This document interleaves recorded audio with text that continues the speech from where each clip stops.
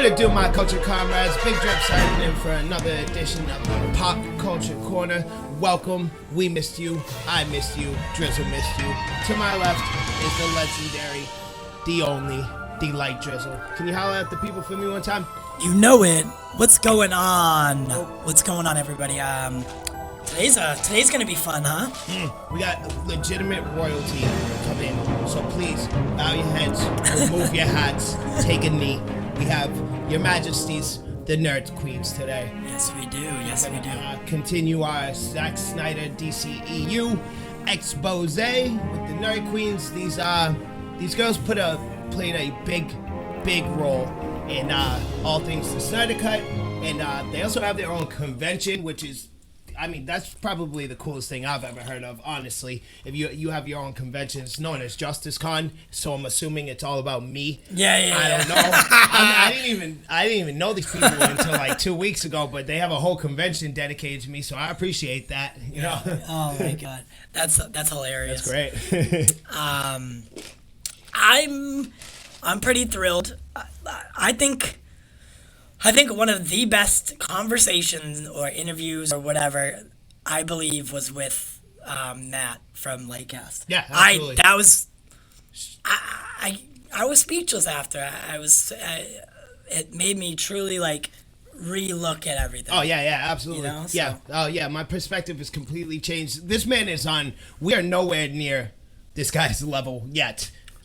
Like, he gave me a clear picture as to what we should aspire to in our podcast. You know what I mean? Like, as us individually, our knowledge. Like, this guy, just go ahead and watch that episode, because I can't really explain it right now. Just go ahead and check that out, because it's worthwhile. This man has a lot to say. Yeah, I like to think that, I'm very knowledgeable, and yeah. I like to think that I can hold my own. You are. However, talking to him, I feel inferior. Yeah, absolutely. Straight inferior. Absolutely. I was just yeah, absolutely. I felt very similar. He's about the hero's arc. Yeah. I was like, what is that? I've never heard of that. But it made sense. It did. It really does. It was crazy. But, he specifically said to us that, he's been in this for 13 years now. Yeah. You know what I mean? We're 3 months in, so rightfully so, he should be. If he was, on the same level as us, then there's a problem. You know what I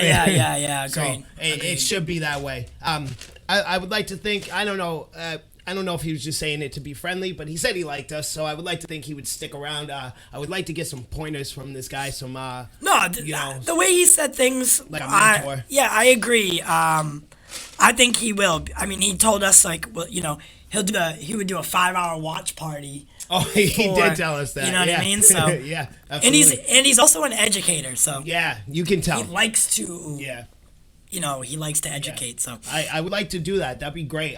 Between him and Sean, I think Matt is good for the podcast interviewer side of it, for us to learn off of, because he has a very similar show, and I think Sean's good for the writing. He also does a lot of interviews, so it's between the two of them, we'll be lots of knowledge. Yeah, dude, we'll be golden. Lots of knowledge, and then the Nerd Queens, they do the YouTube stuff. They do the Justice Con. Yeah. Yep. So we got getting it all, and then Jack was just a regular fan. Yeah. And then Ray is in it. Yeah. So I think we hit all of the angles that you could possibly get. And Matt was a late addition. He was an added show. So I enjoyed that a lot. Yeah, and we appreciate you for doing it. Yes. A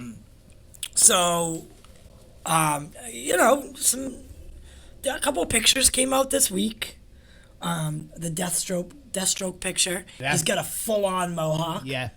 Full-on mohawk. Yeah, he does. I thought it was really funny.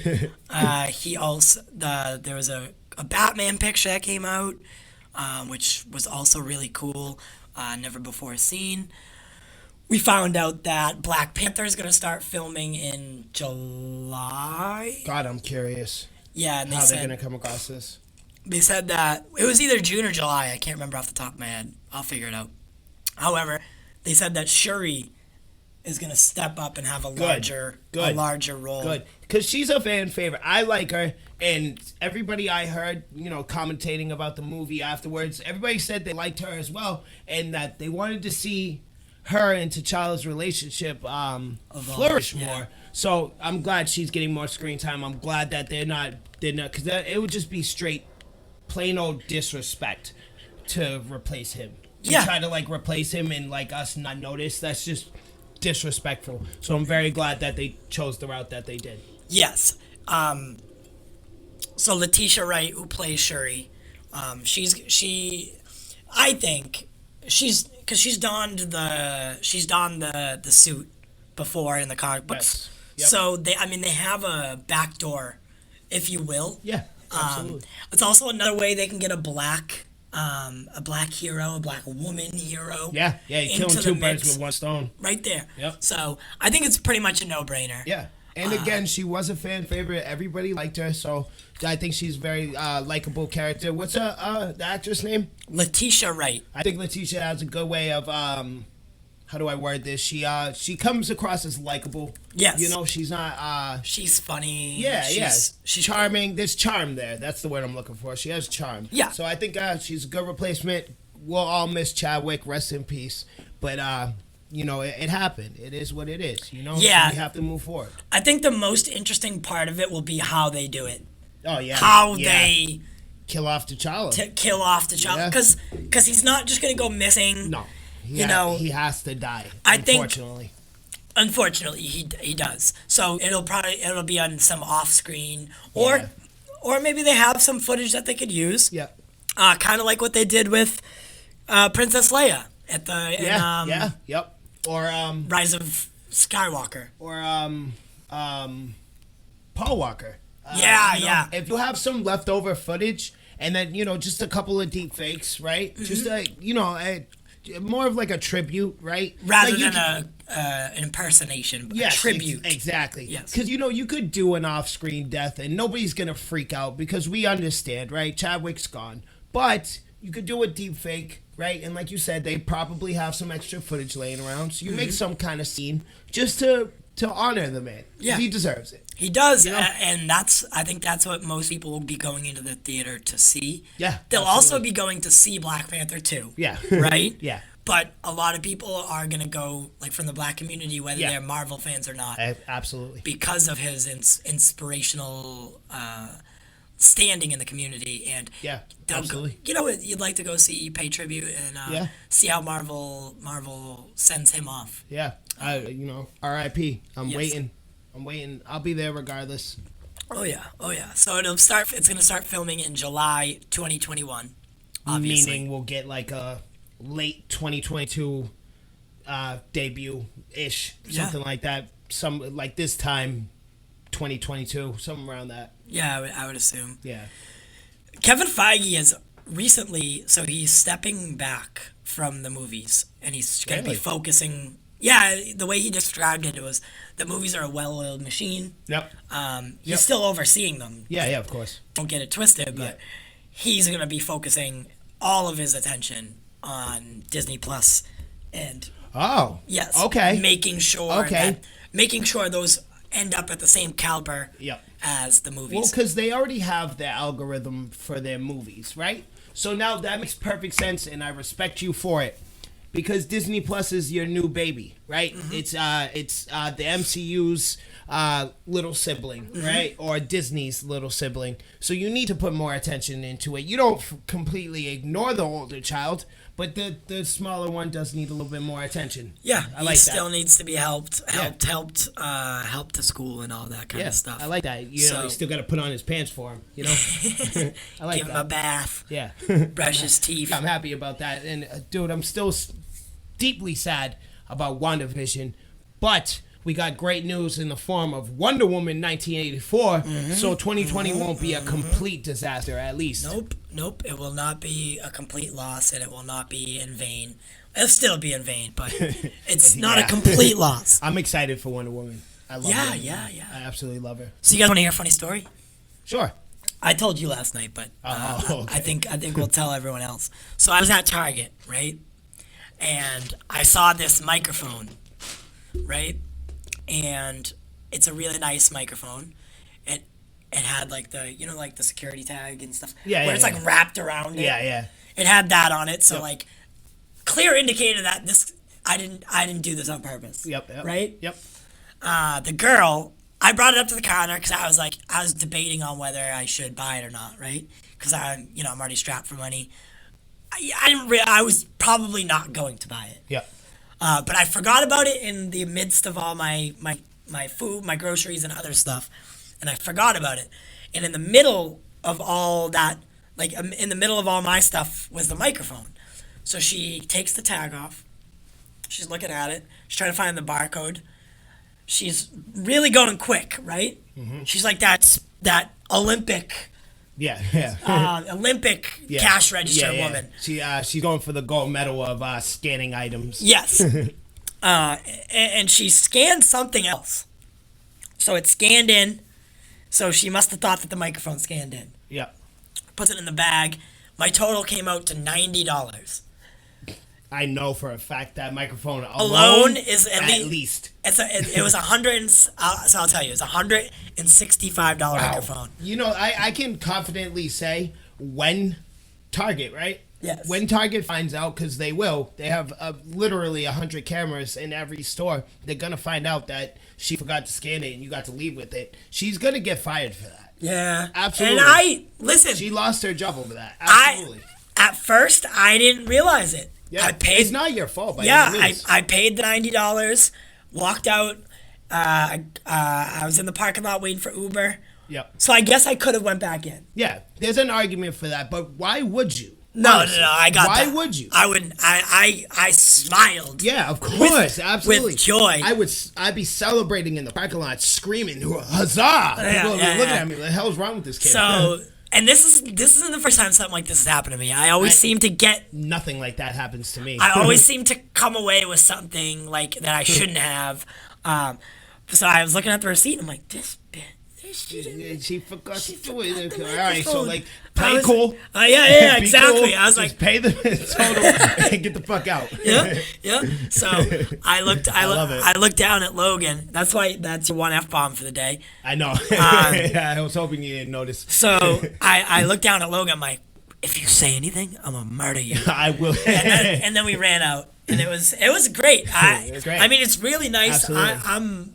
I'm super happy. It's my new little baby. Nothing of the sort ever happens to me. While that amazing thing was happening to you, I was being harassed. Oh, yeah. Somebody called the cops on me. I found a bow at work yesterday.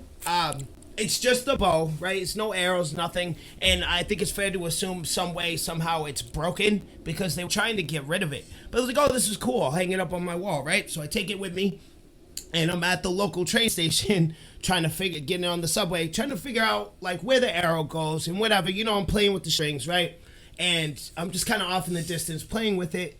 And there's only one other person near me. Pause. All right. Us white people, now picture your deepest and worst Karen in that you could ever imagine, sitting across from him. Play. I was aiming it, no general direction, just kind of off the distance. Like I said, I was trying to get a feel for the thing. And she's the only person near me. This is a white girl. She's Karen. Roughly my age, though. So that's the weird part of it. That's the weird part of it. She was roughly around our age group, right? So she was a Jill or no, she was like a Mila. Yeah. Whatever the younger version of Karen is. Karen Jr., I guess. Lisa. Yes. Anywho, again, this is an assumption that it was her, but she was the only person near me. It was her. It was her. I get on the subway, right? Now, we pull off from the subway to go to the next stop. In between that, we stop and we sit there for like 10 minutes. I suck my teeth because I just finished work. I had a long day. I just want to go home, right? Yeah. So we're sitting there waiting. I'm assuming there's, another train in the way, whatever. Constant stops like that. Yeah. So this isn't out of the ordinary. No, this is nothing new. It happens all the time. So nothing particular was going through my mind, right? We get to the next stop. I see the cop. I was like, oh, somebody must have hopped the train without paying, whatever. They're looking for somebody. Now, I point that out specifically because I had no idea whatsoever that they were coming for me. You know what I mean? Because, when you're 100% not doing anything wrong, you don't think, oh, they're here for me when you see the police, right? So he comes on the train. Now, again, I think she explained how I looked. Meaning, black guy on the train, arrow. There's a black guy at the subway pointing a crossbow at me. That's what he said. He said that she said I had a crossbow and I was aiming it at her. So he comes on the train and he goes, hey man, let me ask you a question. I'm thinking, oh, he's going to ask me if I seen somebody. And I don't help them. So I'll be like, nah, I don't know what you're talking about. But he was like, did you aim that at somebody? Aim what? That bow. Like, what? No. Do you see any arrows? What are you talking about? Did I aim it at somebody? He was like, oh, well, you know, first of all, it's not a crossbow, so it's legal. I guess crossbows are illegal in Massachusetts. Because those are technically, like, deadly weapons. Well, I mean, so is a bow. But you didn't have any arrows. Yeah, exactly. But I guess crossbows are illegal the way he explained it to me. He was like, you're good, like... It's not illegal. You're fine. I explained to him. I was like, no, I just found it at work. I thought it was cool, and I'm going to keep it. He was like, no, it is cool. You're good. Like, somebody called and said you were aiming a crossbow at her. So, yeah. So let's... what? So this is what happened. So this is my take on it. You got in there, right? Yep. You got on the train. Yep. You were playing with it, messing with it. Yep. Maybe it did point to her, but you didn't really... You didn't do it with ill intent. It didn't aim at her at all. We weren't even on the train yet, Drizzle. So we were at the open station. So I'm pointing it at where the train rolls up. You know what I mean? You know what I'm talking about? Like you see the tracks, that little... okay, so maybe she didn't call. Maybe someone on the other platform did. There's no other platform. It's Quincy Adams. There's a wall right here. Oh, There's yeah, no other platform. Okay. So yes. But you got on the train. Whatever, you're messing with it. She calls. Yep. She goes, a black dude on the train with a weapon. Yeah. Like, essentially. Straight up. Essentially. That's how it is. Yep. They call the MBTA police. Yep. They have them hold that train. Yep. Wait for us to get there. Yep. Then we can bum rush him. Yep. And that's exactly what happened. And if for some reason he is a criminal that's gonna attack, yeah, you know, we're ready. Yeah. But then they showed up and it was you. So. Yeah. I'm so friendly. Yeah. I'm so nice. You're not a bad person. I'm so friendly. But she specifically said crossbow to him. And that was it. Yeah, because he didn't have, like, his gun wasn't even unlatched. So he knew, like, it wasn't a threat. You know what I mean? You'd have to... Yeah, exactly. But by the time he's already chested you 3 times. Yeah, there's like 8 bullets in my chest at that point. You're like a stupid Hawkeye. I thought it was...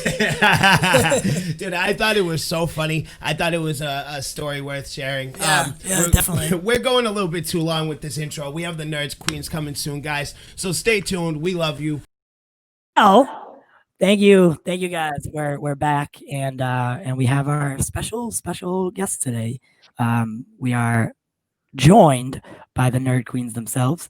If you guys want to introduce yourselves and speak away. All right, Cole, you want to take it first? Sure. I'm Cole, and you can find us anywhere there's social media. Just search the Nerd Queens. And I'm Nana. And to just kind of piggyback off of that, we have, especially right now, going on YouTube channel, and we focus on shows that bring in more girls into the fandom, such as League of Mayhem, which is on every other week, and it's a live stream every other Tuesday at 7 p.m. EST. It's awesome. It's fantastic. Thank you for coming on. We appreciate you. I know the last couple times Zack has joined you for quite some time. Usually what's scheduled to be a 30-minute session turns into 2 hours or an hour. So he's always quite respectful and joins you. And I like him when he goes on your show. It's always dropping some new information or showing Martian Manhunter or whatever it is. So that's always really fun to watch.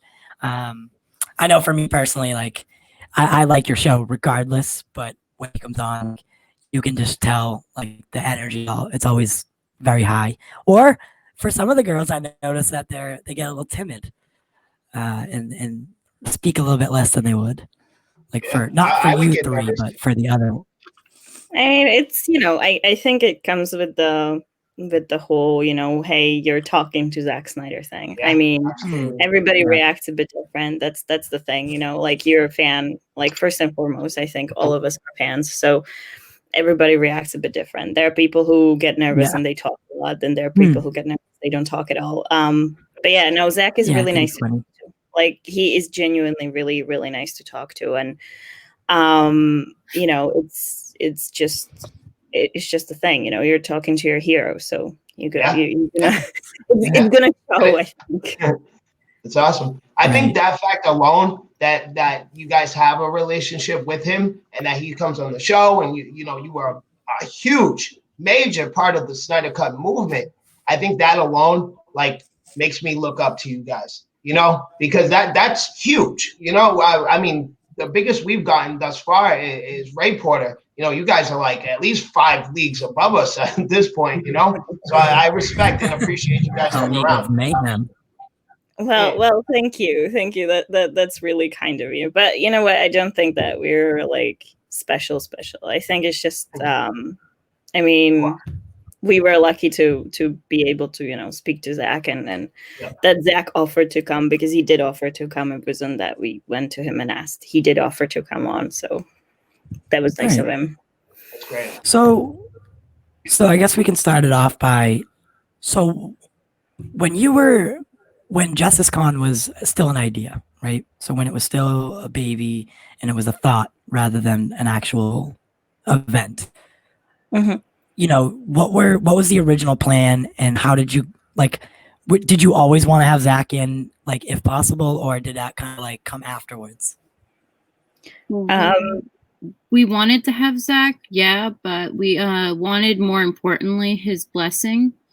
So that way, when we explained it to him, we didn't really go to him like, hey, will you be involved? We basically just wanted his permission. When it comes to the bigger projects, we've always asked his permission, because we feel it's very important that when you're putting someone else's name on something, that you make sure it's okay with them. Very true. Very true.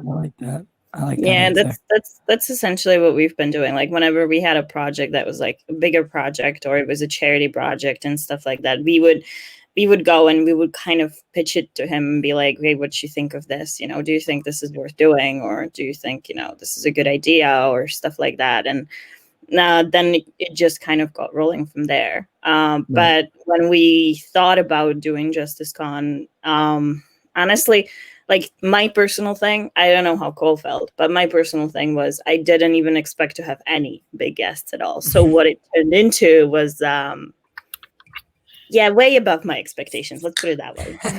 Yeah. So I think leading into it, because we're on JusticeCon, for those watching who don't know, can one of you or both of you give a quick rundown of what JusticeCon is, what the main idea behind it is, and what the inspiration was? Basically, JusticeCon was a virtual convention we put on in July, and it was made by the fans for the fans, and it was basically a Zack Snyder convention for its first go around. And it was we spoke with Zack and other people that work with him, basically just giving the fandom something to look forward to during COVID. Nice. God knows we need it. No, the idea behind it was bring a bit of a convention experience, because conventions were canceled due to COVID. So for Cole and I, we are con goers. We love going to conventions. We go to San Diego Comic-Con every year, so not being able to go this year was a blow. So, and then we speak to people a lot. We have a lot of friends in the community, and a lot of them are like, I'd love to go to convention, but I can never go. So when we put it together, the thought of it was, hey, let's do something really nice. Let's do something that could bring the convention to the people while we are all sitting at home, stuck, not being able to go to convention, whether we can or cannot afford it. And that was the thought behind it. So let's do that. And obviously we wanted to connect it with charity. It was always, let's connect it with charity. So any proceeds that the convention made, whether it was merchandise, donations and whatnot, all of it went to AFSP. Beautiful. Beautiful. I always said beautiful at the same time. It's awesome. I You owe me a soda. remember. So I remember sitting. I don't know where it was. I think I was at work when I first heard about it, and we talked to Matt about this on Thursday, and we kept confusing it with Comic-Con because it was supposed to be the same day. That Zack was going to do both. So I didn't know which one was which, or if like they just rebranded for the virtual event. And then it was, days went by, week went by, and I started learning what it actually was. And then it was fan made, fan driven, and solely like you guys turned it into this massive, like it was just overwhelmingly positive stuff. Like you just felt it. And then when I sat down to watch it, I took the day off. I sat down and put it on my TV. And this whole time, it was just like reading. You conversating with these various guests, but I could feel the love and like the support and the charity. That's, I think, the greatest part about the Snydercut movement is the charity and the things that it's done. Besides, because Zack says it all the time, it's just a movie, but what it's done for the charities and stuff is, it's crazy. It's it's historic. So absolutely.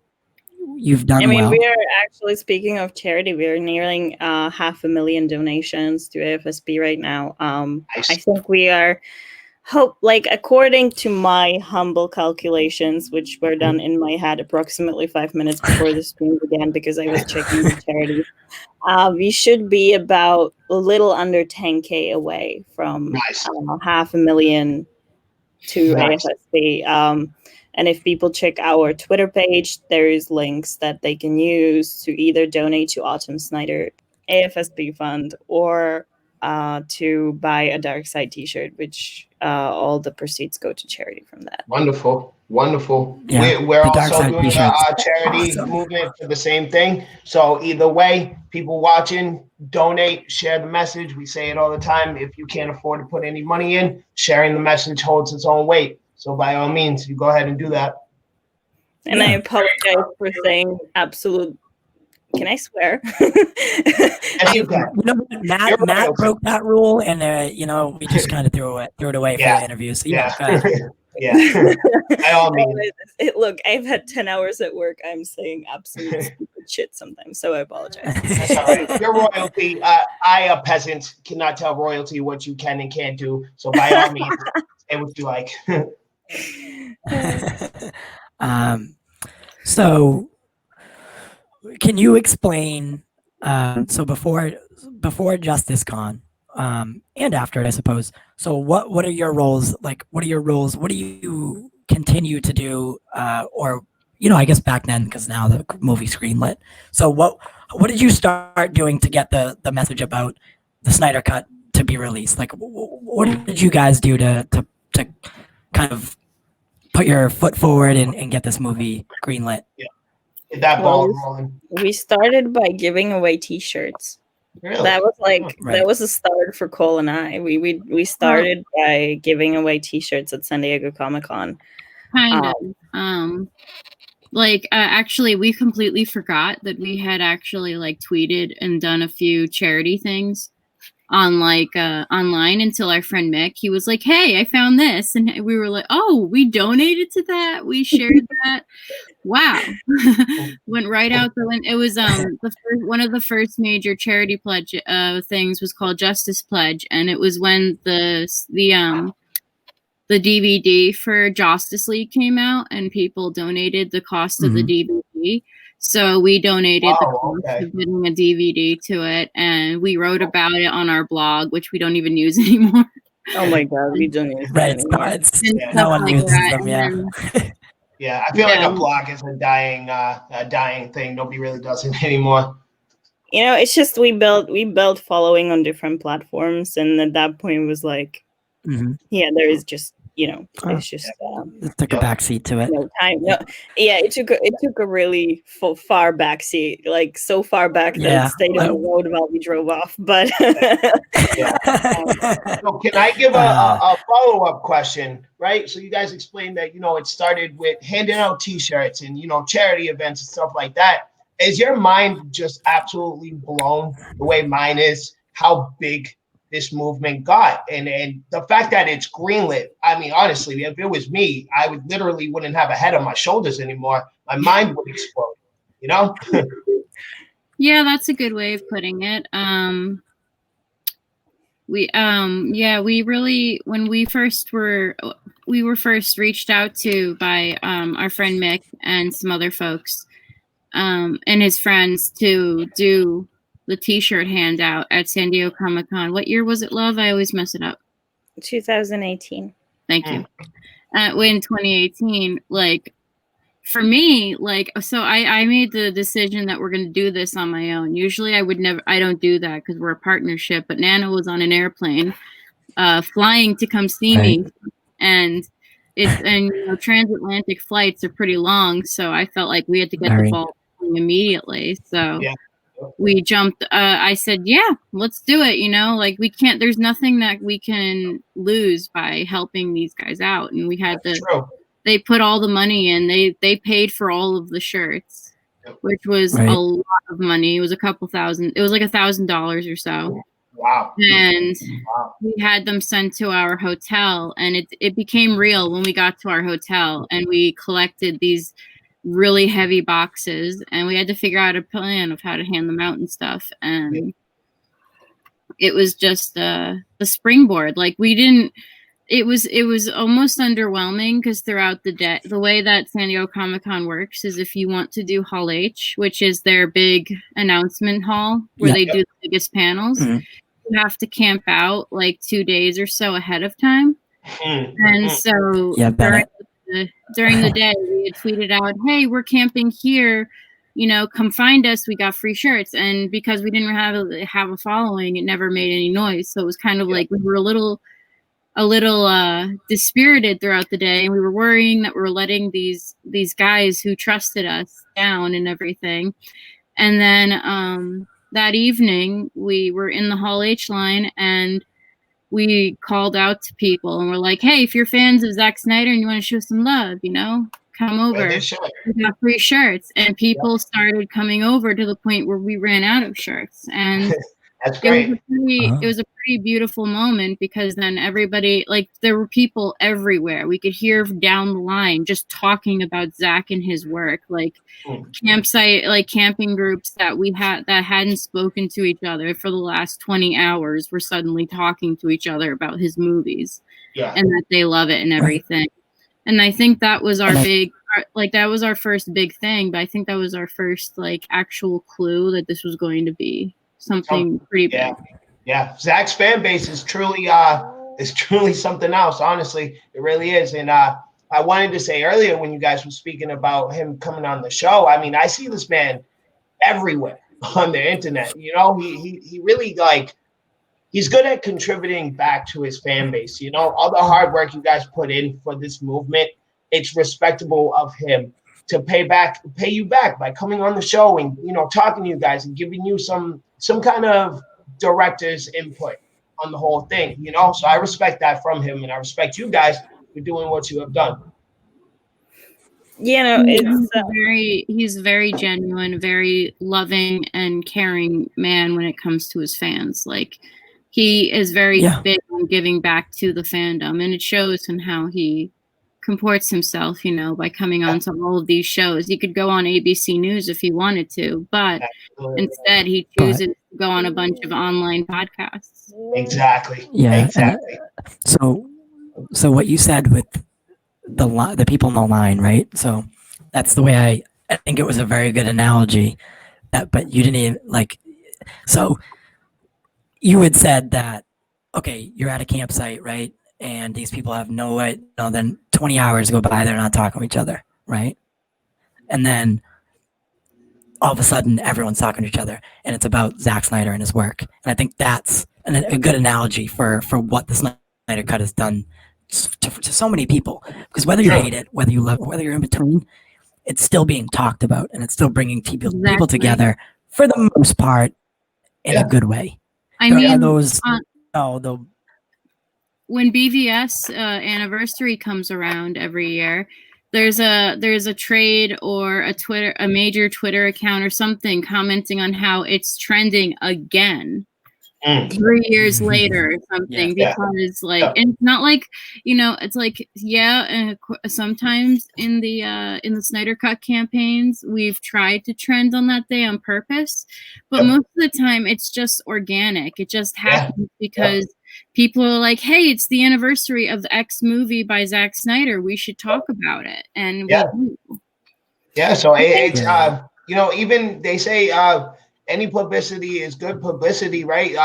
You know, because I know BVS didn't get the best initial reactions and reviews, right? But it's still being talked about. Like you said, whether it's good or bad talk, it's still being talked about 3 years later. Me and this one dedicated a whole month to him. And a lot of it now is good talk, because people have said, like, after all this time of people talking about it on Twitter and whatnot, people have finally started taking the time to sit down and watch the extended edition to see it as Zack intended. I mean, Nana and I were visiting one of my childhood best friends, and he had never seen it. And we sat him down and we said, okay, yes, you let us into your home, but we're forcing you to watch this movie. No, he's seen the theatrical version, because he saw the theatrical, and he was like, it was terrible and everything, and we were like, oh, right. Because same one with this one down here. He got to choose the movie the earlier in the night, so we sat him down and we made him watch it with mine, and he was like, at first he was like, no, I don't wanna, I didn't like it, and then as he's watching, he was like, holy shit. And after at the end of the movie, he goes, well, why didn't they put that in the theaters? Develop Stockholm syndrome halfway through the movie. That's literally what we were trying to tell you. And so I think Sean said it well, and you know, I think at least us three have always known this is the little motivations throughout the Ultimate Edition that taken out for the theatrical cut. You know, where some things they seemed messy, or not messy, but they didn't get set up quite properly. It'll make sense finally. Like there are moments where it's like, why did he get pissed at that? Why did he go there? It's like, what the hell? Yeah. Yes, and in the Ultimate Edition, some people are like, oh, it's just I think it's 30. How many minutes is it? 30 or 40 that are added. Ultimate. It's somewhere in between. I believe it's like 30 minutes. Yeah. But those minutes, I swear, make a difference. Like, you know, some people are like, how is that going to change this movie from bad to good? Well, I was like, it was never bad to me in the first, but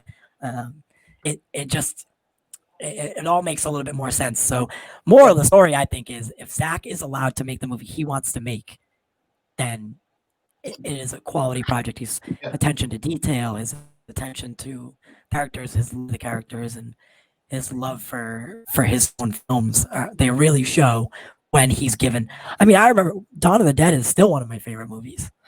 His remake in particular. I've watched every single one of his films, and they're all, you know, they're all up there for me.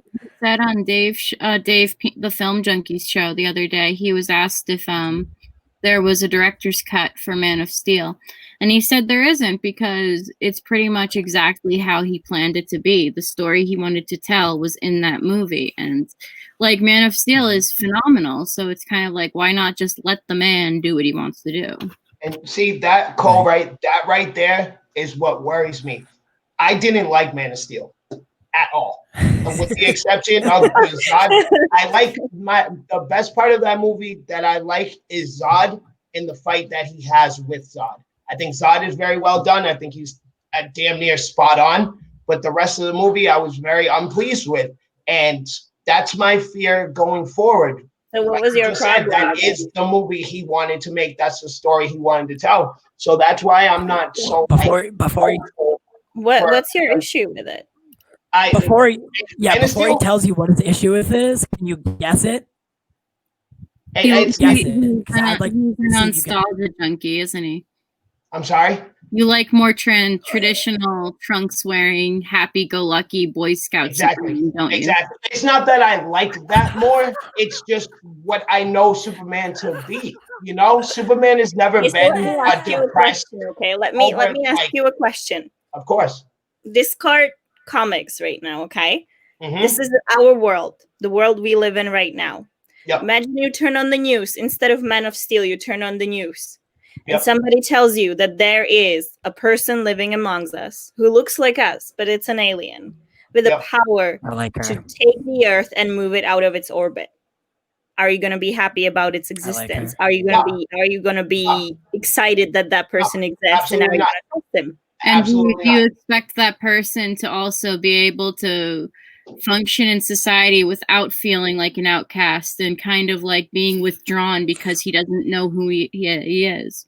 I think my personal, you know, it's hard to say because like I'm aware of like Superman being make believe, but I think if that I was put in that scenario, I would be more on a Superman's not Batman's way real. of looking at it, which is, you know, like it's a possible threat, right? Like I don't think he's gonna do anything, but there's a big possibility, and if there is a threat, we should probably be prepared for that, right? But like I said, with Man of Steel, Cole, you were 100% correct. It's not what I like, but that's what I know Superman to be. That Boy Scout, happy-go-lucky, just a guy from Kansas, right? That's what I know Superman to be. So seeing him outside of that, Matt did an excellent job of breaking down this movie to me and like what Zack was aiming for story-wise. And I get it, I respect it, but I don't particularly like it. So, do you think, purely hypothetically, Yeah, do you think, Boo?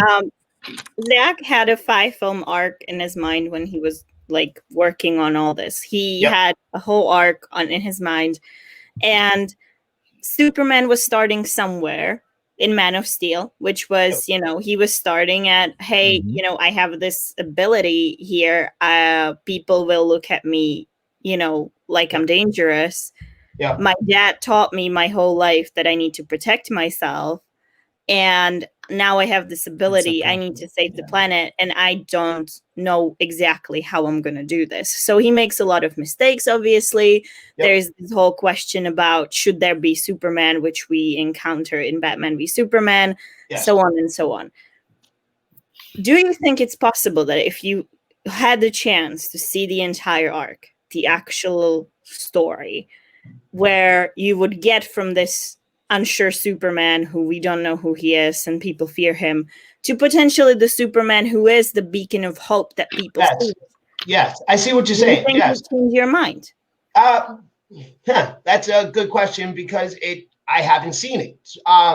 That's a great question, though. Well, question: Do you think that the biggest problem, or not biggest necessarily, but one of the big problems of current audience for the movies is that we are, as an audience, very impatient and unwilling to wait until the arc is over? Yes. To judge. That is very fair to say. Yes. But I don't think that was me particularly.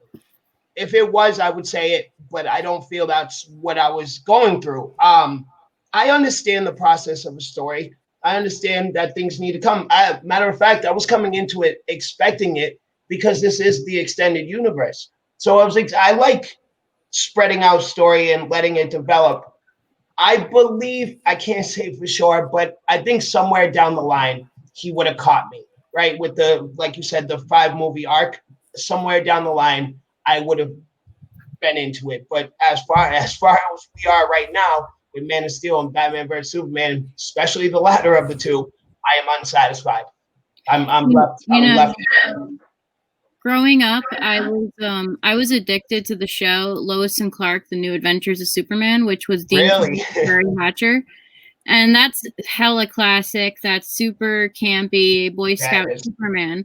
Yeah, and I don't know if any other kids my age went through this, but after 9/11, after living through the terrorist attacks and personally having someone we couldn't get in touch with who was there, who's thankfully alive, but after living through this life-changing, traumatic situation and having, as a child, my views of the world changed so dramatically, it took me a long time to go back to one of the show to Lois and Clark, especially because of how idealistic and how nice and just bright it was. Like, it took me a while to really connect with that character as much as I used to, because that wasn't the world I was living in. And and that's always been the thing for me with Superman, is that I liked him, but I couldn't connect with his character, because, like, you know, I've also watched Justice League Unlimited. I've watched like every like DC show that's possible.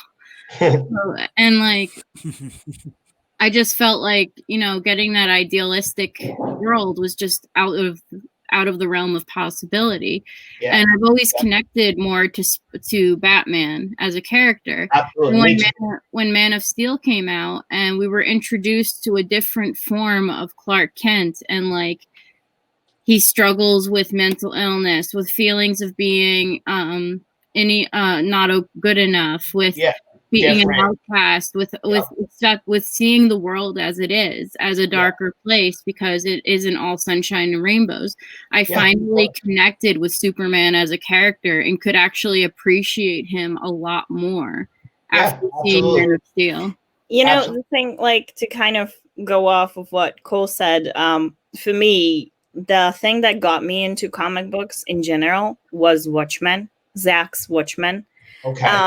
And I hadn't, like, she can tell you because she knew me before all that. And he was a jock. For me, well, yeah, I was a jock, but also, but also it was like when she tried to get me into comics and stuff, it was not like I was not that interested. And I was especially not interested in Superman. And what caught my attention about Watchmen, and I fell in love with that story immediately, both the book and the comic, even though I know the ending is different and all that stuff. I feel like for the movie, the ending was perfect. I don't feel like it would fit the same way that the comic book did. But that's a story for another time. But what caught me was the fact that it was the deconstruction of a superhero. And that's, at that point, I was like, okay, you got my attention now. I want to know more. And that's how I got into comic books. And then I still wasn't that into watching comic book movies overall. Cole showed me Man of Steel. And she can tell you I was very, very defensive. I didn't want to watch it because, again, Superman was not my thing. Yep. But at the time when I watched Man of Steel, I was an immigrant in America. And that was the first thing. And I watched it, and it was so much more relatable than any Superman I have seen anywhere. It was just that this was a character that I could look at and I was like, okay, he makes sense. He could be real.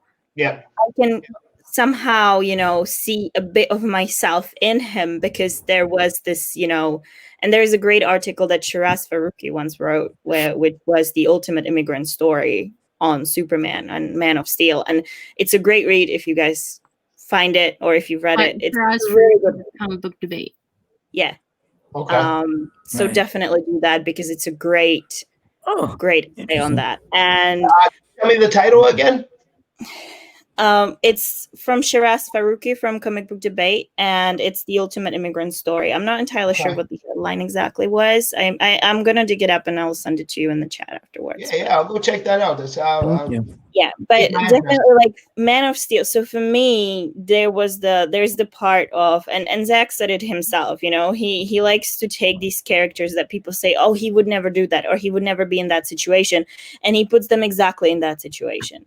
He takes them apart and then puts them back together and makes you think about what that character is. And that's what made it so interesting to me. And that's how I found my way to Superman in general. I don't think I would be a Superman fan if I haven't seen Zack's version of it.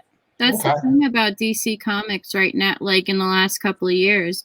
their run, some people complain that their run of comics has turned darker, but it's not done darker. It's become a bit more realistic. Yeah.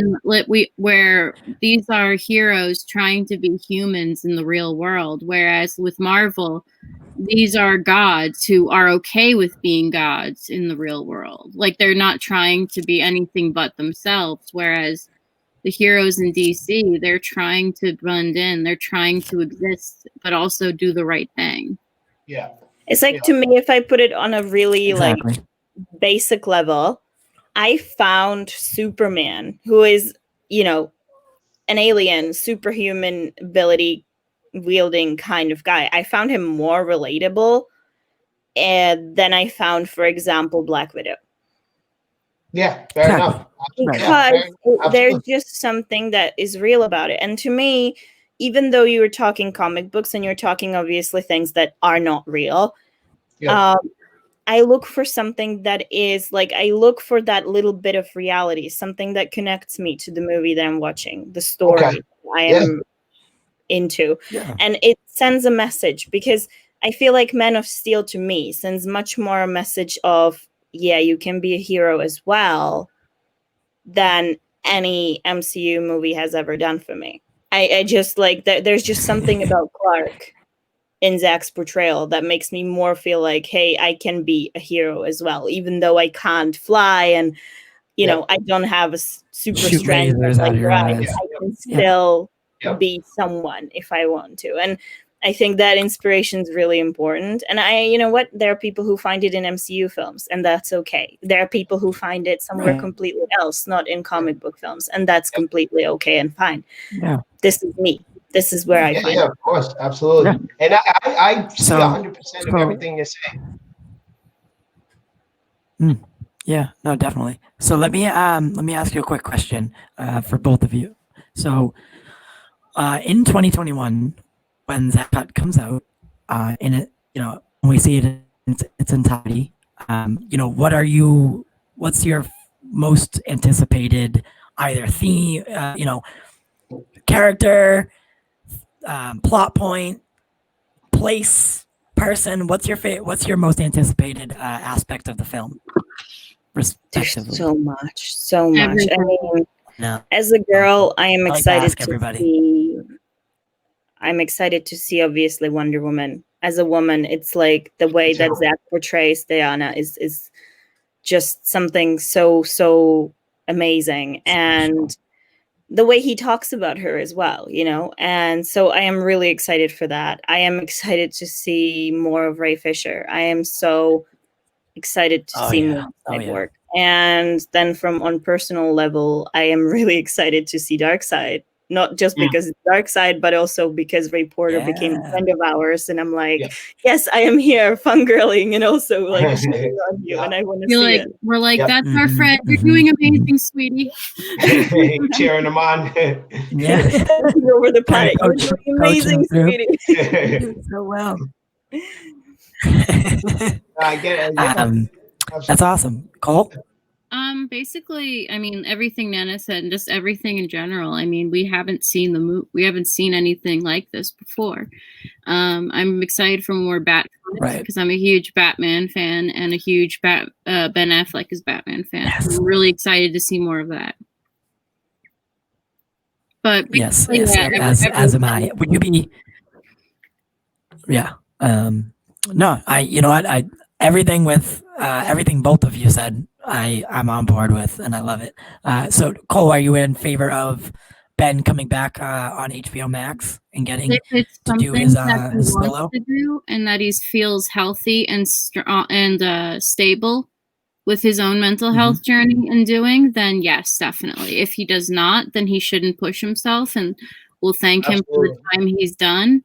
But if he's up for it and he wants to come back for HBO Max or what have you as Batman, then I will be no more than anything but grateful. I'll be very excited.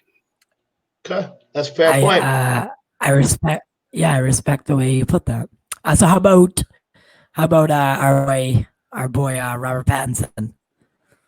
I'm actually looking forward to that. Me too. I know Robert Pattinson's a good actor. Yeah, I don't think looks wise, I thought he looks great for, especially if he would to play a young Batfleck. Yeah. He looks very much like Ben. Really? And, You think Batfleck, huh? Yeah. Okay. like they went that angle, but it's obvious at this point they're not. So, which sucks because it's such a great. It would be such a great opportunity to put those two together. Yeah. But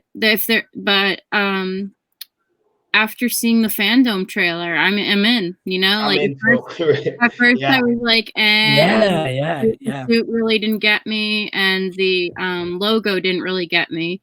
But then seeing the trailer, it was like, oh, now I'm here. I'm here for it. Absolutely. I'm really hoping we get like a Joker. Right. And it's like, okay, you have my attention. Yeah. That was literally my reaction to that trailer. Like, it was like, because I was not that excited about it. Like, I was watching the news and stuff, and it was just like anything that came out, I was like, yeah, I'm not sure. Like, I wish him luck, but I'm not sure it's the thing that I want to do, like, want to watch. And then the trailer came out and Fandom, and I was like, okay, you got my attention now. Yeah. I wanted to be so excited for it for a while because, like, it's Batman. I love anything that's more Batman. That's right. But that it was like, I'm not a fan of the logo. The suit didn't look right. I mean, like, I can make excuses for the suit because I know he's only over a year into it. Yeah. But, like, he's also a billionaire. Yeah. But, like, you know, there was so many critiques I had, and actually seeing him as the Batman in the trailer was like, that's the kind of Batman I'm expecting. I'm in, you know? You do you. I'm going to watch it. I'll be there. Hey, so can I ask you guys a question? So when me and him, we watched Fandom together, and when we first saw the trailer, the first thing I thought of suit-wise is I was getting a lot of Gotham by Gaslight vibes. Do you see that in that? A little bit, because Gotham by Gaslight is a lot more steampunk and a lot more with exaggerated rivets and whatnot and add-ons. Yeah. So I can understand where you might have seen that, especially with the emblem looking like a gun. Exactly, and also the collar being a little bit higher. You know, that's exactly what I was thinking. But I see where you're coming from. Yeah, it wasn't my thought, but I see where you're coming from with it. Yeah, I totally see where you're coming from. But I actually like that they managed to somehow make it unique compared to the other bat suits. I like how each designer has taken the bat suit, like whether it's in comics or costume design, and managed to like make their own unique iteration. Yeah, I love that too. Yeah, you get to see all the different art forms and styles, and you can see, you know, that, and that's why I like pointing out too, is like where the inspiration came from. A lot of times in film, you know, they'll take a combination of a couple of different artists' renderings of the suit and then put their own personal touch on it. You know, I love seeing that. Yeah, it's definitely a lot of fun with comic book movies when you first see a character's suit. Yeah, like, you know. Like looking at with some of them, you can like kind of like fish out where the different inspirations are coming from. I think it was on Chris Wong's Ping Pong Flicks' show the other day. Zack said that the suit that Bruce wears in the cut is gonna get destroyed, and if they go forward in the arc, he's gonna go back to his BVS. I love the BVS suit. Okay. All right. Yeah, I like that. I think that most, so at least for me, right, when you look at Robert Pattinson's Batman, like you said, I think year one, whatever, but like his size really bothers me. Like that's like if I put the bat suit on, like I just, you know, like look at Batman. Yeah, when you look at Ben, you're like, yeah. But also, Ben is literally built the way the suit is made. Like Ben is like the size of crazy big. He's like a walking brick house, whereas Rob Pattinson is playing a Batman who's still pretty new to it. Like Ben, like what I always say when I'm talking about Batfleck is that the Batman we get with Ben Affleck it's a 20-year veteran of the war on crime. He's been putting his body through so much abuse. He's been working out. He's been bucking out. Yeah. He's so much bigger because he's been training for this for the last 20 years. Yeah. Whereas with Rob's Batman, he just got into this last year. He could have just hit year 2 when the movie starts. We don't know. Yeah. I mean, one of my favorite show of all time is Gotham. And the last episode, it's a pretty good show. They took David Mazuos, who played young Bruce, and they put him into a bat suit for the last look of him on the show, and it was smaller, and it looked homemade, and it felt very year 1, and it all made sense because while all throughout the show he was training to be a vigilante of some kind. Right. He still wasn't doing. It's still not the same as applying what you know constantly and bulking for the last 20 years. Yeah. It's funny, and Christian Bale's was also another one. Christian Bale's Batman was never too big. Yeah. So, I mean, I get what you're saying. Yes. Yeah. It's just, it's like been a filet mignon and then there's just, there's a regular cut. I expect Batman. I would rather the Ben Affleck. I'm complete opposite. I expect Batman to be more like Patterson or Bale because I expect Batman, he's a ninja, right? At the end of the day, he's a ninja. So I expect him to be more agile. I don't see Ben Affleck's Batman kneeling on gargoyles and backflips and all this ninja work that Batman's able to do. I don't see a brute like Ben Affleck. But Cole, what you said, because he's 20 years in, makes it make a lot more sense. That's part of why I like Zack's Batman so much is because we've seen year 1 Batman over and over. True. I mean, we got a small taste with George Clooney's Batman of a Batman who's been at it for a long time. Yeah. But the thing with the different actors is not everyone can play Batman and Bruce Wayne because they are they're one and the same, but they're also 2 unique characters. And with George Clooney, he was a fantastic Bruce Wayne. He was charismatic playboy when he needed to be, but when it came to being the Batman, it fell very short. And it wasn't his suit wasn't very bulky, but it was definitely more muscular to kind of give you that feel that he's been at this for a while. Yeah. And then every other Batman film has literally been him starting from ground zero and building his way up. And with Batfleck, we get introduced to this grisly man who's been through so much shit, who's been through so much emotional and physical trauma. And the journey he goes through in BVS Ultimate Edition to remember why he was doing this in the first place, to remember to basically have his come back to Jesus moment where he realizes that this war on crime and saving the world is a lot more than just beating up everyone he sees. Mm-hmm. And that's what Clark does for him, because he sees Clark as this horrible person, because it's like he in 20 years he's never seen someone like Clark Kent before. Yeah. Yep. And then all of a sudden there's people popping up with abilities like him. Yeah. And the whole thing with Clark when they burn it all down. And then Clark shows this side of him when he calls out for his mom, says, "You have to save my mom."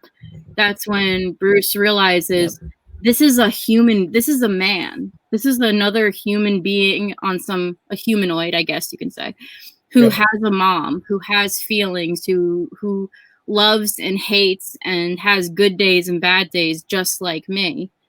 And it's like you can tell this is a waking moment for him. And that's just why I love Batfleck so much, because it's so much deeper and intricate and real than seeing him do year 1 over and over and over. Yeah. I get that. I've always had an issue with people who don't understand the Martha scene or get it or make fun of it. It's like, how are you not seeing the same thing I'm seeing? Yeah, right. Clearly, it's meant to for you to know, like, okay, well, Superman's not just some guy who can burn it all down. He is someone with a mother, like you said, someone who, guy from Kansas. He's not just an alien. He's someone like Bruce who has had a family, who just was gifted with abilities. And people who mock it, they just, God, I'm so sick No, of it. honestly, I've loved DC since I was a little kid, but I'm honestly ashamed to say I never realized their moms had the same name until BVS. Yeah, I didn't either. I was just like, what? I didn't either, because I always knew Thomas Wayne. I never knew his mother's name. I knew that his mom's name was Martha. Most of, like, Bruce's mom, mostly because of the comic run they did, where the Flashpoint Paradox. Where she's the Joker. By the way, I absolutely love that. Amazing story. If anyone watching hasn't looked into it, look into it. Martha Wayne. I would love if they did that on the screen. Me like too. whenever they started rumoring that they would do this with Jeffrey D. Morgan and it was just like I was like, hey, do it, please do it. I want to see this. And Please, absolutely. Like, if we ever could beg, Lauren Cohen would do a good job. Yeah. If we could ever beg someone to do it, we just need them to please. There is a Seriously. Well, with fandom introducing the multiverse and making it official that like multiverse is a thing within the DC movies, it's very possible we might see that in Flashpoint, and I would kill to see it. Yeah, Flashpoint Paradox is probably like I became a huge fan of DC's animated films. Me too. Yes. When I saw Flashpoint Paradox, it was so funny. It was almost it was almost like 8 or 9 years ago. I sat down with the guy I was dating at the time, and we were gonna watch this. Yeah. And neither of us had seen a DC movie, like comic book movie, like an animated film in a while. And then within the first few moments, they're saying fuck, and somebody just got their head ripped off and tossed in the corner. And I was like, oh shit. Yeah. This is not for kids. No, it's not. It's great. I was going to ask you guys if you liked it too. I'm a huge fan of that animated. Oh, yeah, I absolutely love it. And I think out of the recent stories, Justice League War and Flashpoint Paradox are my favorites. But like I had no warning going in. That like neither me nor my ex had warning, and we were both like. We both had to stop, and we were like, "What the fuck did we just turn on?" Yeah, yeah. Right. And, so since you are familiar, right? I had a conversation with Drizzle about this. I'm not really a fan of the bro Aquaman they have going on. I would prefer to see what they did with him in that animated universe. You remember Throne of Atlantis? You mean you don't like Jason Momoa? It's not. I don't like Momoa. It's not him personally. He's out of his mind. Such a bro. Man, there's a hole beneath you, and you're steadily digging it larger throughout. It's gonna get deeper and deeper the more we talk. Because you're falling into the hole. So what you saw in Justice League with Broly Jason was mostly Joss Whedon. Okay. Yeah. So we saw more of his real real personality in the Aquaman movie, that was just because James Wan, he worked with Zack briefly. He understood what Zack was going for, but it doesn't exactly make sense because there's this whole sequence that was cut out at the end of end of Justice League, where at the end of Aquaman says, "I'm going to go home and see my dad." Yeah, he wants to go home and like what we should say though, like it's not necessarily. I mean, yes, like it's not necessarily Zack. Jason said like Aquaman takes off from where Snydercut was supposed to end. That's true, but Zack said on multiple interviews now that like his portrayal of Atlanteans and in general is going to be very different. They will not speak English underwater. Right. Even the air bubbles. Yeah, Yep, it's with, gonna be. see, It's gonna and be that's what I different. love. There, you That's know, what I love was, about Zack, his attention to detail. You know, he mentioned the air bubbles recently, and I've always liked that little detail, and I wish James Wan followed with it, but I can understand, you know, the trouble with doing an entire movie where most of it's underwater. Yeah. Like that might get a little exhausting, whether as an actor, but also for the budget, it might be much. Yeah. So, Absolutely. but there's Right, this so that show. would have had to have been air bubbles everywhere. Well, there's this show on Freeform that I'm actually a big fan of called Siren, and it's about the mermaid show. It's on Freeform. It's called Siren, and it's basically about these It's about mermaids are real. They're not like the Little Mermaid. They're vicious creatures, and to communicate underwater, they use their own form of sign language and occasional clicks and noises, and that's exactly what Zack was describing. And the director said they went with that for the same reason Zack said, because it just didn't make sense that how your vocal cords would react with water pushing across it. Of course. And it's so logical. Like it just makes so much sense. Like you can't really talk underwater. You can't even really be heard. Yeah. I would honestly, if I wouldn't have been mad if communication underwater wasn't there at all. You know, just for the simple fact of logic, it wouldn't have bothered me if, like, we're underwater. I would see more of a sign language thing going rather than any kind of vocal, you know. And like I know, like there's this part in the climax of Aquaman where basically like he makes a statement, and it's not as cool to do that like above water, but still it's like they could have made it work when he first went back to the ocean with Mira and they went into that ship and it was an air pocket.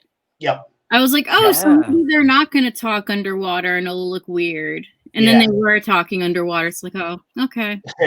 A little bit of disappointment there. Yeah, and that's, like I said, that's what I love about Zack, is his attention to detail. I also went over how Barry Allen's shoes kind of explode when he takes off. Yeah. I'm how so Barry won't be moving any. I never noticed he wasn't wearing shoes in that.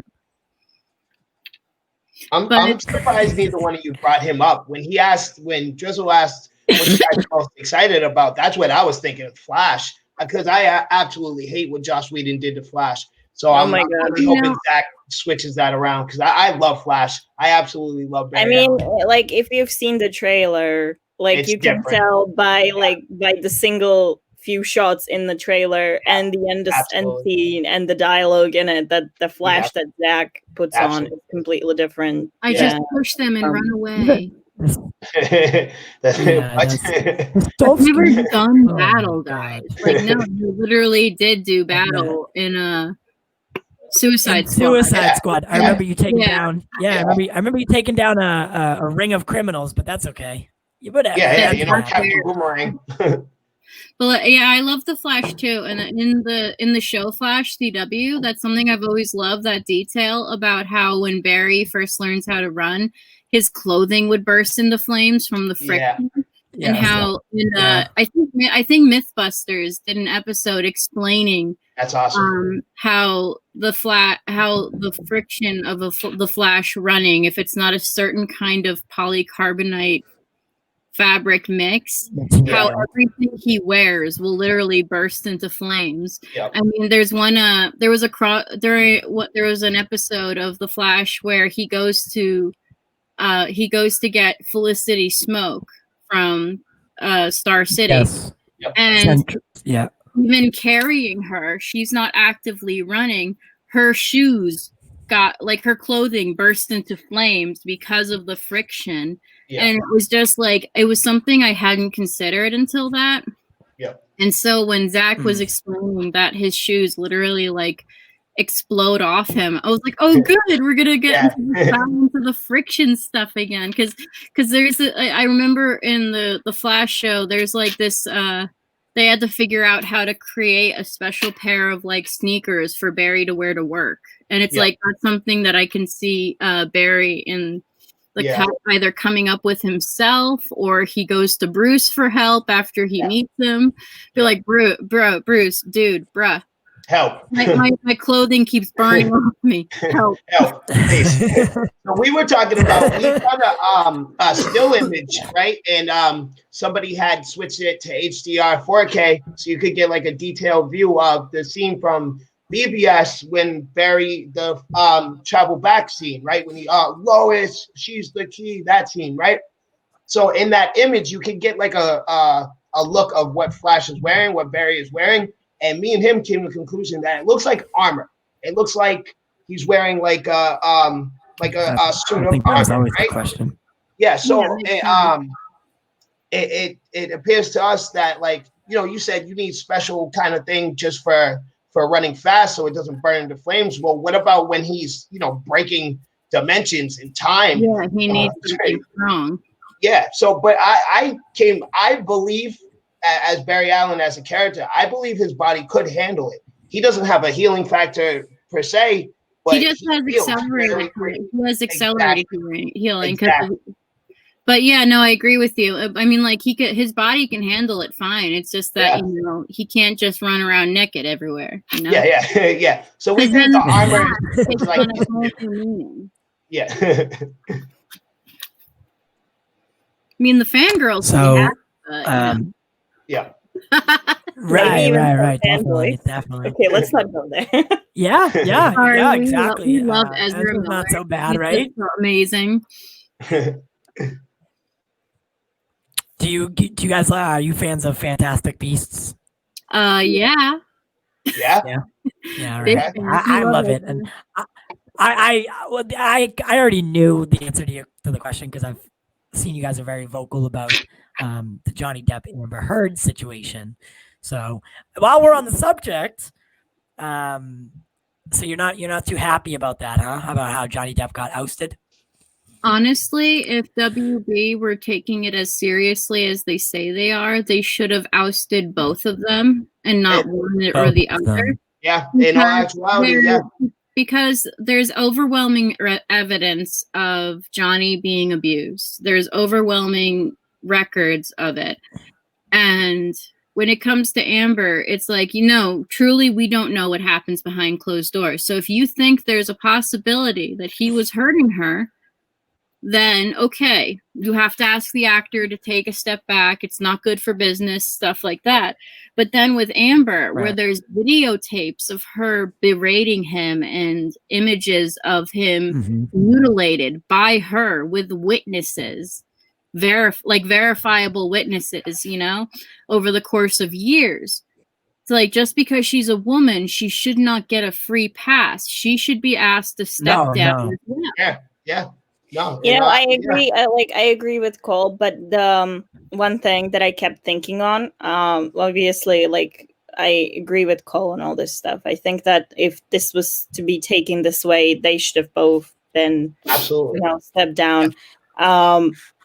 What I think this boils down to ultimately is they were not forcing any of them to step down until one of them lost a lawsuit. Because they were never, you know, they settled out of court when they did the whole divorce thing. Yeah. And I think that the main issue there was that Johnny lost the lawsuit. It wasn't necessarily against Amber. As far as I know, it was against newspaper article or something like that. It wasn't against her. It was an article. It was against the Sun.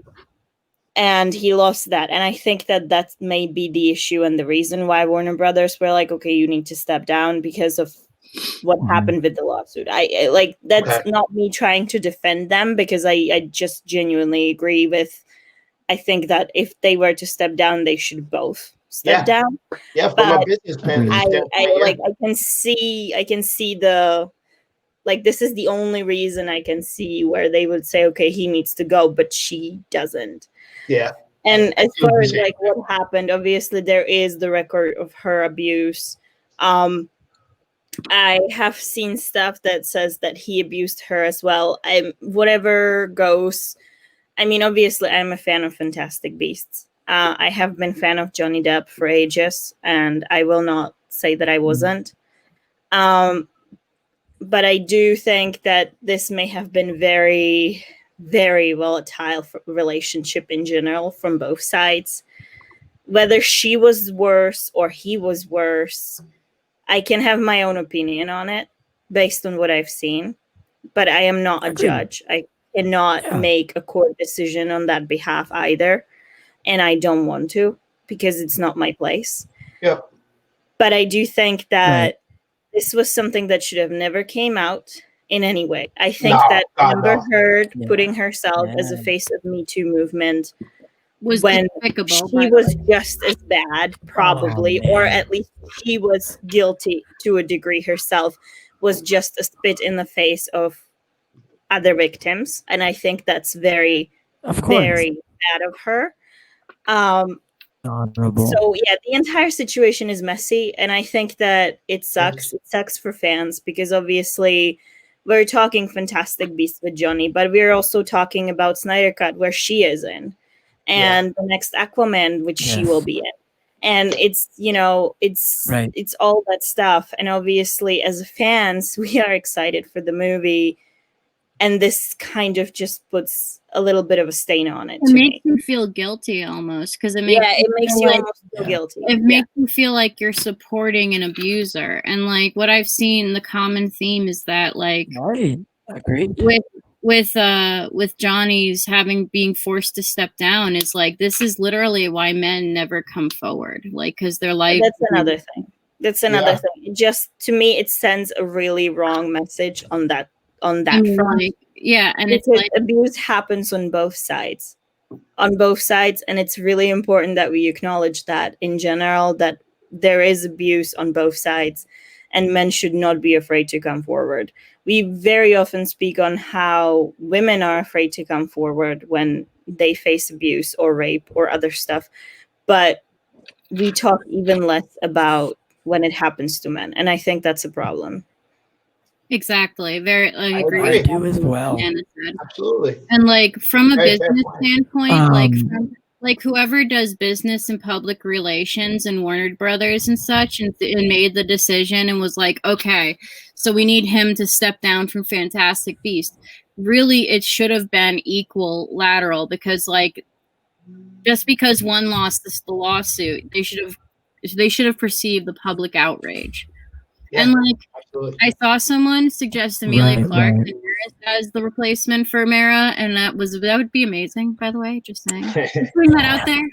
I like Emilia. I was gonna say Jason back together. You beat me to it. I was gonna ask.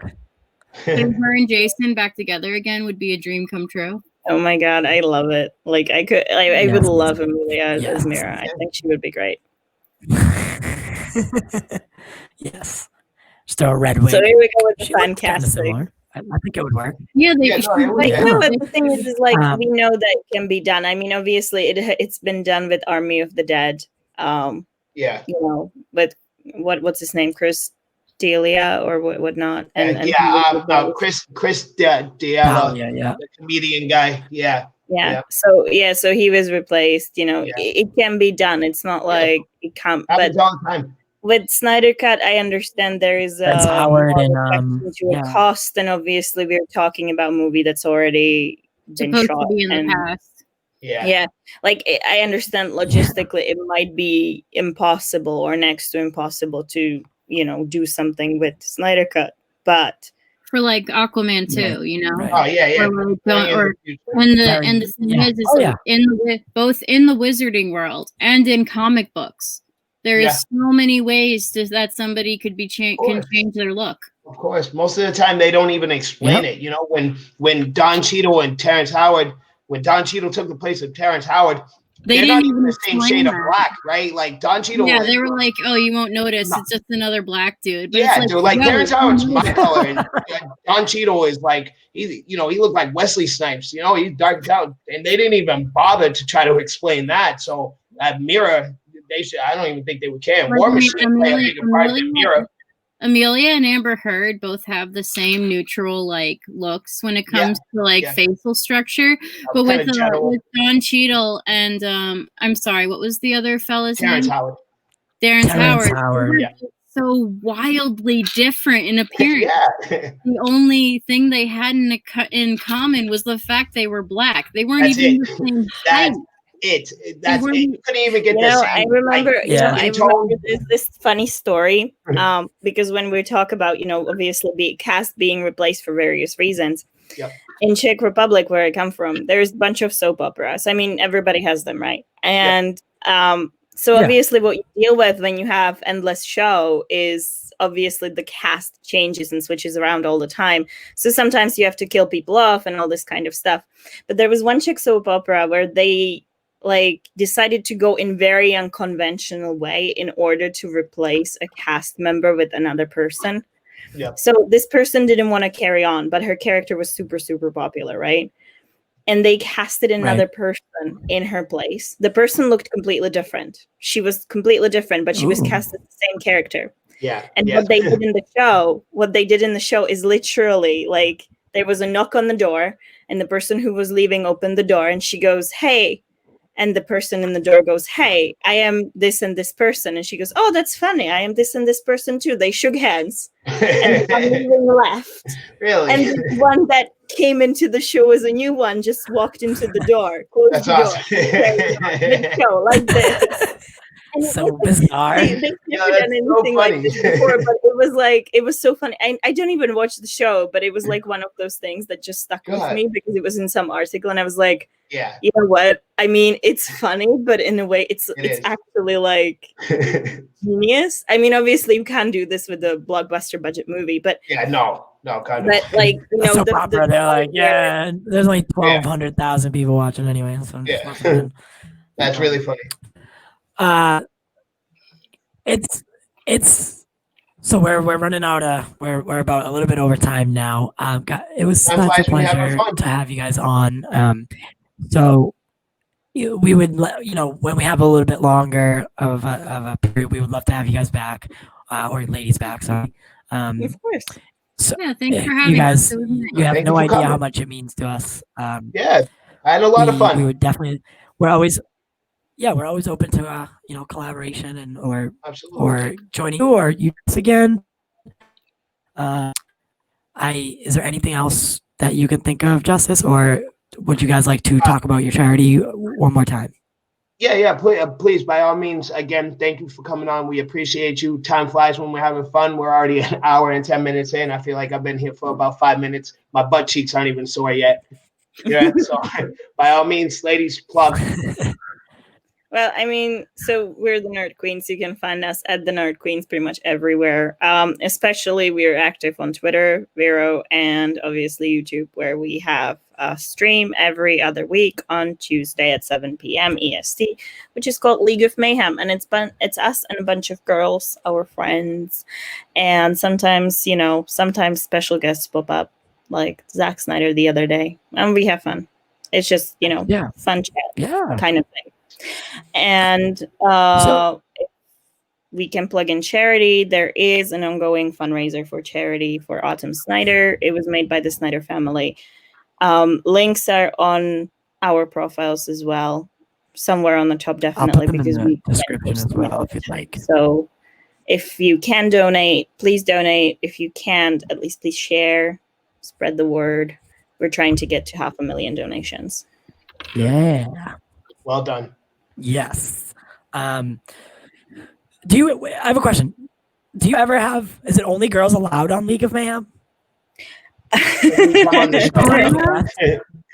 Sort of, unless we have we're working on it. It's still I think it'll big if you want. So the League of, so the whole idea of League of Mayhem is female-led broadcast live stream. So I know.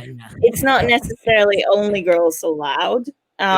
The whole point is to be female-led.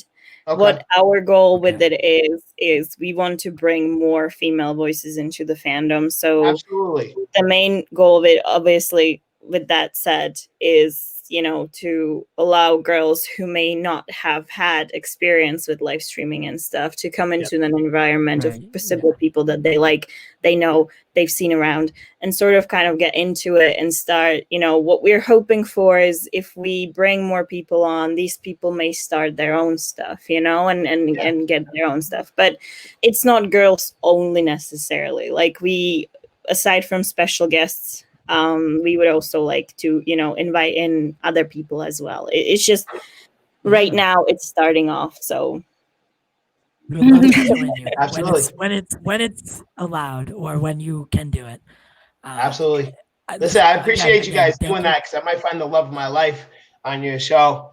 I need me a nerd. I need me a nerd. So thank you guys so much, and we hope to have you back. All right. Nice to see you. I tip my hat to you. Right, beautiful people. That was that interview with some royalty, the Nerd Queens. What do you think, Drizzle? I had some fun. Damn right. This whole month has been quite an interesting ride. Absolutely. And I think that it's been a learning experience to see how certain people think, what their favorite aspects of this movement are, and what their ideologies are. Yeah. So whether or not they like it, they hate it, they don't do either, or they're just a fan of what it's accomplished, then that's okay. And I think we've got to see a lot of different viewpoints. Yeah, absolutely. And not only for the Snydercut itself did we get a lot of viewpoints, like you said, but we're also getting, for what we're trying to do, we're getting a lot of knowledge, a lot of experience. Some real veteran. Matt is a veteran in this, 13 years. My man has over a decade in doing what we're trying to do here. So we're getting, it's nothing but gains over here this entire month. And we still got one big, massive stone for you guys coming next week. I know. So next week we haven't even gotten to the finale yet. Yeah. So well, it's kind of a good thing we've been keeping it relatively, like, we announced it, but we haven't been talking about it this whole time. So there's still a little bit of element of pow. Yeah. I don't even think we know what's gonna happen. I have no idea. I have some hopes, but in all actuality, I have no idea what this man can't say, will say, how he'll say it. I know nothing. I know nothing. I know one thing for sure. It's going to be fun to watch. Absolutely. So wholesome content as always. Yes. So make sure you join. You tune in for that, because it'll be the first actor we ever interview. Yeah. So that's special in itself, I think. Absolutely. And then, so I just asked. So those are the Nerd Queens, right? Yes. So Cole and Nana, and I'm gonna also try to get their third friend, Meg. I'm gonna try. Wonder Meg. Yeah, Wonder Meg. I'll try. Shout out to you. Hopefully. The worst thing I can do is get told no. Exactly. So exactly. We'd have to add another show, kind of like what we did with Lightcast. Yeah. Which I think was really fun. I think that was great. One of the better times I've had, like I said at the beginning of the show. Yeah, absolutely. And knowledge-wise and experience-wise, and what we're specifically doing, this man by far is at the top of that list. So that was in itself, even if he wasn't like knowledgeable in the Snydercut, we still would benefit from having him on the show. You know what I'm saying? Yeah, regardless of the Snydercut expose we have going on, this man still, again, in what we're doing, been at a long time. Yeah. Like half my life. Yeah. No, definitely. So Mandalorian this week was, stepped it up. Man, I watched it this morning. It kind of felt like I was watching Saturday morning cartoons again. Really? Because I watched. Okay. Yep. Yeah. I woke up at like 9. Put the TV on. I was like, oh shit, Mandalorian aired. Yeah. And then I put it on, and like the episode was the best of this season, and probably the second best out of both seasons. Okay. Carl Weathers directed it, and he plays like the guy who gives them missions. Yeah. In the beginning. Yeah. Apollo Creed. Yeah, Apollo Creed. Yeah. Yeah. So he did a fantastic He job. He did. He took a similar road as Stallone with the whole directing thing, while also acting. Yes. Yeah, good for him. And like it reinvigorated the excitement and the action of the series that we've come to know and love. Yeah. It brought that excitement back because, you know, I'm not gonna lie, the first couple episodes they were short and, you know, kind of a little bit lackluster. Yeah. But this one really turned up the heat. We got reintroduced to Moff Gideon in an epic, and they explained Snoke better. Really? Yeah, they explained Snoke. Really? They explained Snoke's background better in Mandalorian in one chapter than the whole movie of Rise of Skywalker. Really? Yeah, it was Wow. phenomenal. They didn't actually mention his name, but they ended up in a lab where like it's the first trials of Snoke's body being created. Okay. Fantastic. Okay. Fantastic. All right. So if you haven't watched that, guys, I'm sorry that I just spoiled it for you. Warning. Yeah, warning, spoiler Warning. warning. I'll put it up on the screen. Yeah, descriptions and some more. Yeah. So while we're on that subject, I guess he's watching Mandalorian. I'm currently watching Black Clover. Guys, I'm What is that? Black Clover's an anime, and it's magic based. Everybody is wizards and witches, and it's really cool. It's an interesting concept. It's really just normal people, everyday life, farmers, store owners, stuff like that, but everybody uses magic, right? So it's just a common human trait. And so as of right now, I just kicked off season 2, and guys, I'm telling you, the show brings you all kinds of twists and turns, and like, you know, if you watch anime, right, it has that very common tropes that anime has, you know, the friendship is power, and, you know, willpower is everything, that kind of thing going. But it's a good watch. It's a lot of fun. I'm enjoying myself. Because we're doing the expose, anime, anarchy, and getting into gaming, had to take a back seat. Yeah, I took a little back burner. I just want to keep you updated as to what I'm watching right now. Since he brought up Mandalorian, might as well, right? And you know, we'll come December, you'll get your PS5 review. You'll get some more. By that point, I'll be like 3 shows in, so we can do all kinds of stuff for anime, anarchy. Don't worry. Isn't it crazy that you haven't done a PlayStation review yet? I know. I don't. Because we're already busy. Yeah, dude. I made it abundantly clear that I'm pretty sure I said it on the show. I am not buying the first batch. Yeah. You never buy the first batch of consoles. Never. Well, plenty of people did. Oh yeah, of course. Yeah, absolutely. We call those normies because they don't know. It's either that or people who like can't wait. Yeah, or they have like review channels specifically just for reviewing consoles and games and stuff. You know what I mean? Yeah. Expect my review again because we're doing the Snydercut. So expect my review around Christmas time, so that way I can purchase it and have some time into it before I give you guys an in-depth review and rundown and how things work and how the games are, etc. Yeah. Tune in for that, baby. So I wanted to get the article up before I said anything because I couldn't remember the writers' names. Okay. But No, Deadpool 3 just took its biggest strides yet in Nice. becoming a reality. Nice. Nice. Good. So, I mean, as most people know, Disney has acquired the rights to Fantastic Four and the X-Men. Expect Finally. them to get rebooted. Yeah. However, Marvel is keen on keeping Ryan Reynolds around as Deadpool. Yep. And for a while, it's been, you know, we've heard that he's going to get the biggest contract in Marvel history. And then we've heard that, you know, we're going to be lucky to even see him his own solo films. Yep. However, the latter of the two is seeming, you know, now that it's pretty debunked. Marvel has hired some screenwriters. Bob's Burgers fans rejoice as Deadline is reporting that writers Wendy Molyneux and Lizzie, they both have really weird names. Wendy Molyneux and Lizzie Molyneux Logan have boarded Deadpool 3. That's why I needed this. This. I could not Tongue-tied. pronounce either of those names. And they both happen to, they're related because they both have Molyneux in their name. So the outlet mentioned that Ryan Reynolds has been meeting with writers over the last month to hear their pitches for the threequel. Nice. Ultimately, Reynolds and Disney thought, the sisters were a great fit for Deadpool 3, so they'll be handling the screenplay duties. Nice. That's crazy. Nice. So I mean, that's not a confirmation, but it's like a step or two away from it, you know? Like, because they're still deciding on a screenplay, writing, whatever, you know, chances are nothing hits and they're like, all right, let's do away with it altogether.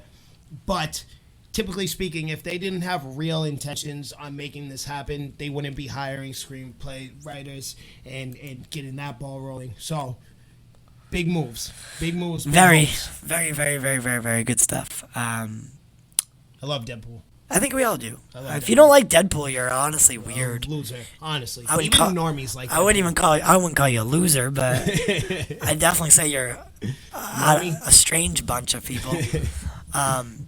So I think that this needs to work. Yeah. This needs to, because if not, they're gonna reboot Deadpool, or just not do the character anymore, which would be the worst day in history. Yeah, and it would probably be the latter of the two. You know, Disney's already rolling some huge dice here with an R rating. So if it doesn't work, chances are out the window he goes. Yeah, and then Zack also confirmed. So Zack Snyder also confirmed that Green Lantern is in Justice League. Oof. Yes, but however, you might not see him. Which one? Hal Jordan. Hal. He specifically said Hal Jordan is in Snydercut. Well, someone asked him, do we get to see Hal, and do we see him at Star Labs? And he says, no, a different location. Okay. So seemingly confirming both. Interesting. However, whether or not he suits up is a different story entirely. Whether or not he's even a Lantern at the time. Exactly. Okay. Okay. That is. All right. So it's just a nod of a nod, essentially. Who knows? We don't necessarily know anything. Yeah. Remember that scene with Manhunter? I always forget the general's name. General Swanwick. Thank you. I always forget his name. Remember that scene? What was that? BVS, right? Something probably of that sort with Hal. Yes. Something similar to that, maybe at an Air Force base or something. Yeah, testing some fighter pilots. Yeah. Fighter jets out. Yeah, something of that. It sounds about right. So he has a name tag on. You know what I mean? It says Jordan on his jacket. Yeah. So that's my prediction. And Star Labs and what is it? Ferris, right? Ferris is the Air Force company. Yeah. So Hal Jordan's. Yeah, it's Ferris. That's the company that employs Hal Jordan to test the fighter pilots. I mean, the fighter jets. I keep saying fighter pilots. Fighter jets. And Ferris is kind of like Star Labs in the Green Lantern world. Okay. It's like the company that they all work for. So, so that could come into play. Like Star Labs maybe reaching out to them. And some even thing it could there. even possibly be Bruce reaching out to him because Zack had spoken about Bruce spending some time at Wayne Aerospace building. What's the name of the ship? I forget. He said the Flying Fox. Yes, thank you, the Flying Fox. So possibly he Bruce is the one who contacts Ferris and hopes of getting some help. Yeah. I would like to see which. I would prefer the latter of the two. Yeah. Bruce and Hal. I just can't wait to see. I like, Green Lantern's always been one of my favorite. I love Green Lantern. League members. So, absolutely, I love Lanterns. I love Lanterns in general. I love the whole thing. I'm interested to see if Green Lantern shows up the way he did in the theatrical cut, or if that was a Whedon thing. Oh, yeah, that's a good question. That's a good question. Who knows if that's even going to be in there anymore? There's a good chance that it was a Whedon thing because he got rid of Hal himself, right? But he thought, it's a good idea to still have a nod to the Lanterns. Mm-hmm. So let me put a random Lantern in the Steppenwolf fight in the beginning. You see what I'm saying? And I think I went on record before saying that was Ibn Sur. I was wrong. You were wrong, really? Yeah. It's not him. I don't know why I said Ibn Sur. It's a different Lantern, but the names sound kind of similar. Okay. So okay. I mean, now that you say it, like the wrong. Yeah, the build of the Lantern in the movie doesn't fit, but it was not like you weren't like completely off, right. You know what I mean? Like it wasn't like some dumbass guess. No. It had merit. Yeah. And I just wanted to, I was supposed to clear that up like weeks ago. He just forgot. Completely Slipped the forgot. mind. Yeah, completely forgot. I'm really excited for all this Lantern, though. I absolutely, like you said, me too. I'm exactly the same. I love Lantern. Yeah. Bats, Wonder Woman, and Lantern. Those are my league members. Oh, Flash, dude. Oh, that's a hard They're one. all good. That's a hard one, though. They're all good. That's hard to list them. It is in order of Yeah. favorite. Yeah. Woo! Well, Bat always goes to the top. That's easy. But everybody else, that's hard. My favorite league member is Trump. Trump. I'm just kidding. Guys, Guys, the league great again? I just saw him on my thing and I don't know how I did that. He's a terrible league member. Very bad superhero. But it would be great. I pay money to watch that. Imagine. Zack Snyder throws Donald Trump. I'd watch that. Word, I'd watch that. This is the greatest league You've ever seen. ever. He built a wall around the Hall of Justice. Yeah. We have to keep them up. And the Injustice League is gonna build it. They're gonna pay for it. He makes Superman go get a green card, citizenship. You're gonna have to register, buddy. We're gonna build a wall. The Legion of Doom is gonna pay for it. The Legion of Doom's gonna pay for it. That's so funny. We'll build a wall around the Hall of Justice. Yeah. Oh man, that's fucking retarded. That's awesome. He'll make Superman, Aquaman, Wonder Woman. All three of them will have to get green cards. Yep. You can't live here. How many without being stars are a... in the American flag? Yeah, gotta do that test. That stupid test. That not even most Americans could I pass. couldn't pass that test. I've heard the test before. I couldn't pass it. Like, who's the 13th president of the United I States? don't fucking know. I don't know. I still think Thomas Edison was a president. I still mess that up on sometimes. Yeah. It's so funny. Yeah. Listen, guys. We went a little too long. We still got to do Black Label. Time flies when you're having fun. Yes. And that's what we do around here. So We have plug fun. it. Plug it. Come follow us on Snapchat, Facebook, Instagram. You name it, we're on it. Honestly, it's really at that point. Come find me on PlayStation too. I haven't been plugging that lately. I want you to find me on PlayStation. That's big_drip 920. Yeah. _2 eyes. Holla at me. Oh, jeez. Holla at me. If you want this weapon, DBFZ, Call of Duty, really anything, you just challenge me. I'll whoop you. Word. You gotta decipher his name before you can find it, though. Follow us on YouTube. Subscribe, like. You can find us on Spotify, Apple Podcasts, Google Podcasts, anything podcasts are available on. We are on. You know what we should work on? Getting on Audible. We'll be on every platform there is at some point. So you come check us out, man. Thank you for watching. We love y'all. And also, we're still raising money for suicide prevention. So our link and the Autumn's Zach's link will be below. Yes. If you can donate to both, split up your donations, do both, or do one, or just donate to AFSP. Yeah. That's all that matters. That's really where the money goes at the end of the day. So if no one told you today, we care about you, we love you.